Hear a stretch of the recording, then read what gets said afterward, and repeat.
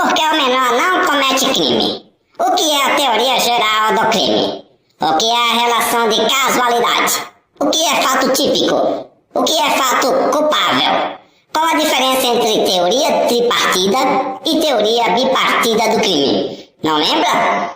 Veja tudo isso e muito mais agora. Venha!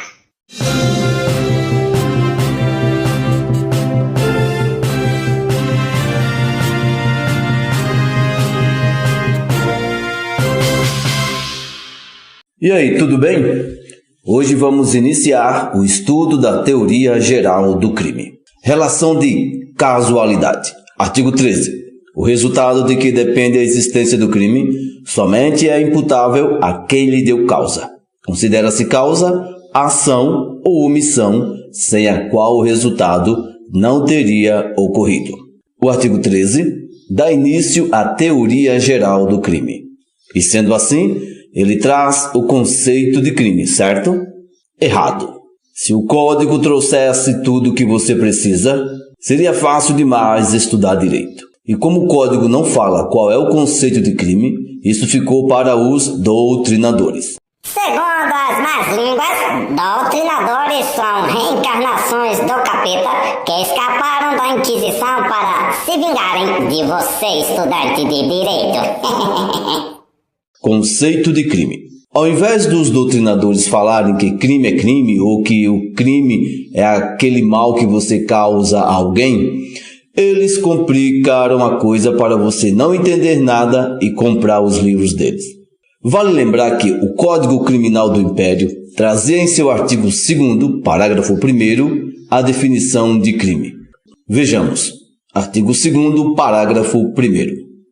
Julgar-se-á crime ou delito toda ação ou omissão contrária às leis penais. Simples e fácil, certo? Mas como o atual código não se preocupou em conceituar crime, os doutrinadores, como eu estava falando, inventaram de conceituá-lo em vários aspectos. Aspecto material, aspecto formal e aspecto analítico. Aspecto material. O aspecto material considera crime todo fato humano que lesa ou expõe a perigo bens jurídicos fundamentais para a existência em sociedade e da paz social. É o crime na prática, certo? Já o aspecto formal considera crime tudo aquilo que o legislador descreve como crime, ou seja, crime é o que a lei diz que é crime. Aspecto analítico. O aspecto analítico busca, antes de conceituar crime, fazer uma análise dos elementos que o compõem.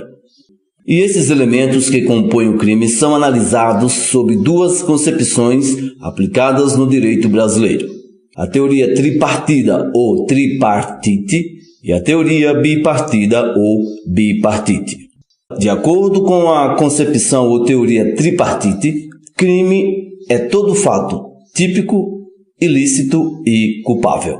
Decora isso. De acordo com a teoria tripartite, crime é todo fato típico, ilícito e culpável. Ou seja, são 3 elementos: o fato típico, o fato ilícito e o fato culpável, ok? Ou seja, para que haja crime, o fato tem que ser típico, ilícito e culpável. Se faltar um desses elementos, não existirá crime. Já a teoria bipartite ou bipartida diz que crime é todo fato típico e ilícito, deixando a culpabilidade de fora.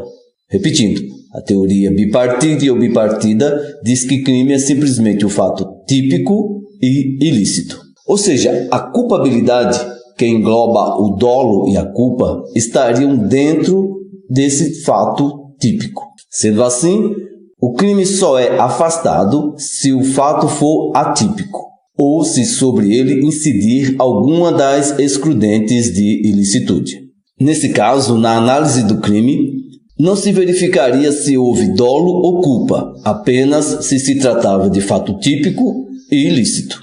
Antes de prosseguir, vamos primeiro saber o que é fato típico, fato ilícito e fato culpável. Sabendo isso, a sua vida vai ficar mais fácil.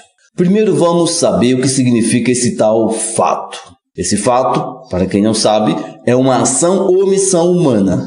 Já sabemos que há crimes praticados por ação, que são os crimes comissivos, ou por omissão, que são os crimes omissivos. E essa ação ou omissão pode ser típica. E o que é ser típica? Ser típica é estar descrito na lei como sendo crime. Se essa ação ou omissão não estiver descrito como crime, será então considerado como fato atípico, não sendo, portanto, crime. Repetindo, ser típica é estar descrita na lei como sendo crime. Se a ação ou omissão não estiver descrita como crime, será então considerada como fato atípico. E fato atípico, portanto, não é crime. E o que é um fato ilícito? Algo ilícito é fácil. Ilícito, ou antijurídico, é quando contraria a lei. É o que não é lícito. E fato culpável? O que peste é um fato culpável. Fato culpável é muito simples. O fato culpável é a culpabilidade. Continua não entendendo nada, né? Vamos melhorar a explicação. O fato culpável é o elemento subjetivo. Agora piorou porque você não sabe o que diabo é o elemento subjetivo. É só lembrar das provas subjetivas, aquelas que você morria de medo de fazer porque não dava para colar do amigo. Aquelas que você tinha que dar as respostas com suas palavras, ou seja, você tinha que escrever o que vinha na sua cabeça. Então, o elemento subjetivo é basicamente isso, ou seja, a culpabilidade é aquilo que se passa na mente do camarada no momento em que ele pratica o crime. Agora ficou fácil, né? Em outras palavras, é a forma como ele agiu no momento do crime, se foi com dolo ou culpa. Agora que você já sabe tudo isso, tem que saber que essa tal culpabilidade também tem 3 elementos: a imputabilidade, a consciência da ilicitude e exigibilidade de conduta de acordo com o direito. Complicou de novo, né? É o seguinte: o autor do delito deve ser imputável, ter conhecimento que aquela sua conduta é ilícita e ter condições de agir de outro modo no momento que ele praticou o delito. Agora, se eu te conheço bem, Zé, você deve estar achando que imputável significa que não se pode atribuir algo a alguém, não é isso? Imputar significa atribuir a responsabilidade de, ou atribuir a alguém a responsabilidade de alguma coisa, o que é diferente de inimputável. Então não esqueça, juridicamente imputável é o indivíduo mentalmente são e desenvolvido, capaz de entender o caráter ilícito do fato e de determinar-se de acordo com esse entendimento. Ou seja, imputável é aquele sujeito à pena, é o sujeito à pena, ok? Imputável é o camarada sujeito à pena. Diferente de inimputável. Inimputável é o indivíduo inteiramente incapaz de entender a ilicitude do fato e de determinar-se de acordo com esse entendimento. Ou seja, inimputável é o sujeito apenas à medida de segurança. Entendeu? Inimputável é o camarada sujeito à medida de segurança. É o que encontramos no artigo 26 do Código Penal. Vejamos. Inimputáveis. Artigo 26. É isento de pena o agente que por doença mental ou desenvolvimento mental incompleto ou retardado era ao tempo da ação ou da omissão inteiramente incapaz de entender o caráter ilícito do fato ou de determinar-se de acordo com esse entendimento. E temos também os semi-imputáveis, mais conhecidos como 333, os meio bestas. Sem graça, né, Zé? Tá, então vamos lá. Em outras palavras, o semi-imputável é o indivíduo que, embora aparentemente são, não tem plena capacidade de entender o caráter ilícito do fato ou de determinar-se conforme esse entendimento. Observação: esse artigo 26 é uma excludente de culpabilidade. Sendo assim, agora poderemos entender com mais clareza a teoria tripartite e bipartite. Vamos relembrar? Vimos que a teoria bipartite ou bipartida diz que crime é todo fato típico, ilícito e culpável. Se tirarmos um desses elementos, não haverá crime. Sendo assim, com base no artigo 27 do Código Penal, o menor não comete crime, pois é inimputável. Vejamos o que diz essa peste desse artigo 27. Menores de 18 anos. Artigo 27. Os menores de 18 anos são penalmente inimputáveis, ficando sujeitos às normas estabelecidas na legislação especial. Até aqui, ok, né? Beleza? Agora você me pergunta, qual a teoria majoritária? Vai, pergunta? Ok, então eu pergunto, qual a teoria majoritária? A teoria bipartida ou a teoria tripartida? Me responda. Então, dizem as más línguas que a teoria majoritária é a teoria tripartida. Mas isso é uma discussão do capeta. Por exemplo, Damásio de Jesus e Fernando Capês defendem a teoria bipartite. Já Nelson Hungria, Guilherme Nutt e Rogério Greco defendem a teoria tripartite. Veja que é uma briga boa, né? Se esses caras não entram em acordo, quem somos nós para discordarmos deste ou daquele, ou desta ou daquela teoria? Mas o Damásio tem uma boa explicação para defender a teoria bipartite ou a teoria bipartida. Vejamos antes o artigo 180 do Código Penal para a gente entender depois o que o Damásio quis dizer.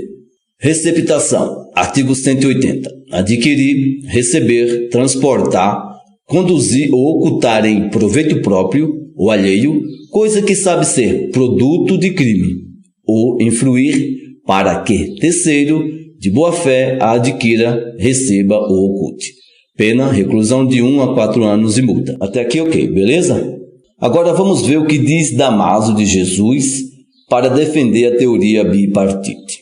Segundo Damásio de Jesus, se a culpabilidade fosse elemento do crime, aquele que dolosamente adquirisse um produto de roubo cometido por um menor não cometeria receptação, pois se o menor não pratica crime, o receptador não teria adquirido um produto desse crime.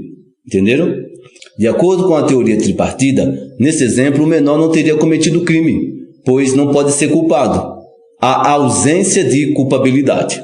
Diante disso, como seria avaliada a conduta do terceiro que adquiriu o objeto subtraído? A conduta do menor foi ilícita, certo? Porém, ele não será punido, pois há uma excludente de culpabilidade pelo fato de ser ele menor. Já o receptador, que adquiriu o produto do roubo, será sim culpado, pois a não culpabilidade do menor não pode influenciar em nada na configuração do crime de roubo, pois houve sim um roubo, certo? Só que foi praticado por um inimputável. Então, se houve um roubo, por consequência, há o crime de receptação. Sendo assim, a ausência de culpabilidade não desconfigura o crime, apenas afasta a punibilidade do agente do roubo, que era o menor. Isso é um dos exemplos em defesa da teoria bipartite. No entanto, essa discussão vai demorar muito para acabar. Então, gente, por hoje vamos ficando por aqui, mas você está desde já convidado para participar do nosso próximo encontro, onde vamos continuar estudando a teoria do crime. Inscreva-se para não perder o próximo vídeo. Até lá e juízo. Valeu, abraço!